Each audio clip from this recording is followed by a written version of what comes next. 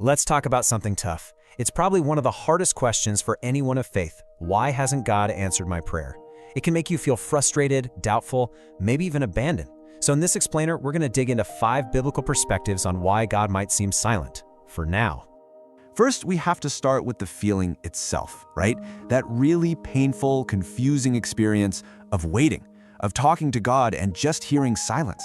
It can feel like it's never going to end. And this is the question at the very heart of it all.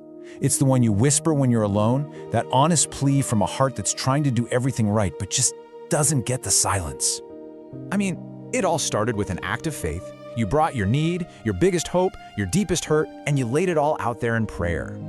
And you didn't just say the words, did you? You actually trusted. You stood on His promises, and you really believed that an answer was not just possible, but that it was on its way. And so, the waiting began.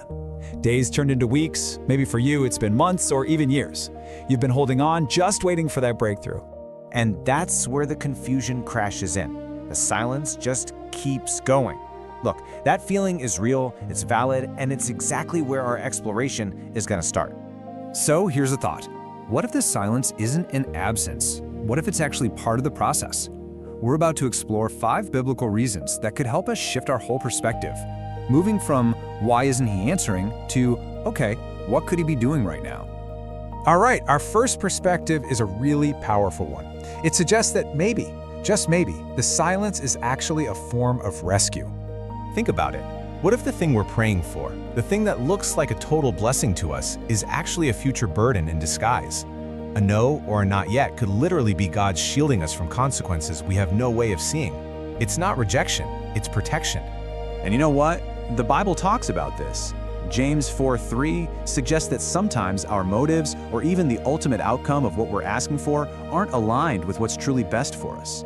So God's silence might just be His wisdom in action. Okay, reason number 2. This one shifts the focus from our external problem to our internal growth. You know, the waiting period itself can be an incredibly powerful tool. While we're laser focused on getting a solution, God might be way more interested in shaping who we are becoming through the process. He's often preparing the person before He delivers the promise. And yep, Scripture backs this up too.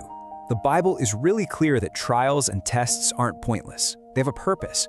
They're actually designed to forge qualities like patience and endurance and real resilience deep inside of us.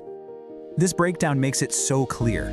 Look at the contrast here. We're praying for relief, for speed, for comfort. But God's goal, it's so much deeper. He's focused on our maturity, our endurance, and strengthening our faith. The wait itself is actually part of the work.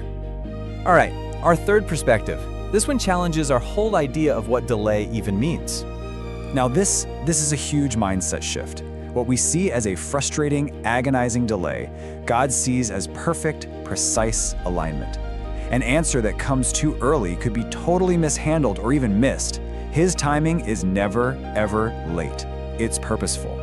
This verse from Habakkuk totally confirms it. It says there's an appointed time for things. I mean, think about Lazarus in the New Testament. Jesus showed up 4 days after he had died.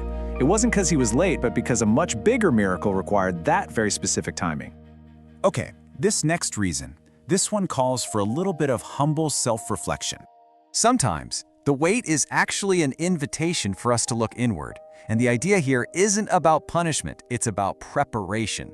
Is there some unforgiveness we're holding on to? Some disobedience? Something we need to let go of before we're truly ready for what's next?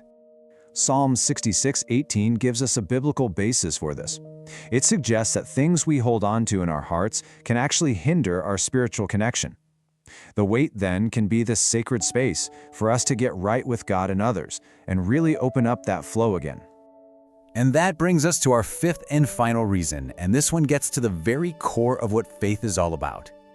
Let's be real. If every prayer were answered immediately, faith wouldn't be a relationship, it would just be a formula. That space between the prayer and the answer, that's where real trust is built. Trusting God's character, His goodness, His wisdom, no matter what the immediate outcome looks like. So understanding the why is one thing, but how do we actually live through the waiting period? Let's pivot to some really practical, actionable steps. This right here is so powerful. It's about trading our frustration for curiosity. So instead of demanding to know why, we can start asking what. What is God trying to teach me in this season? How can this experience actually help me trust Him more? And who am I becoming through this whole process? All right, as we start to wrap this up, let's just hold on to one central, powerful idea. This is our final encouragement. You know, in the silence, it is so easy to start believing lies.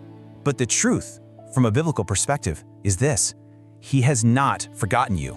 He has not ignored you, and His work in your life is absolutely not finished.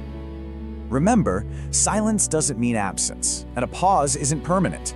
The wait itself has a profound purpose. So hold on to this truth: delay is not denial.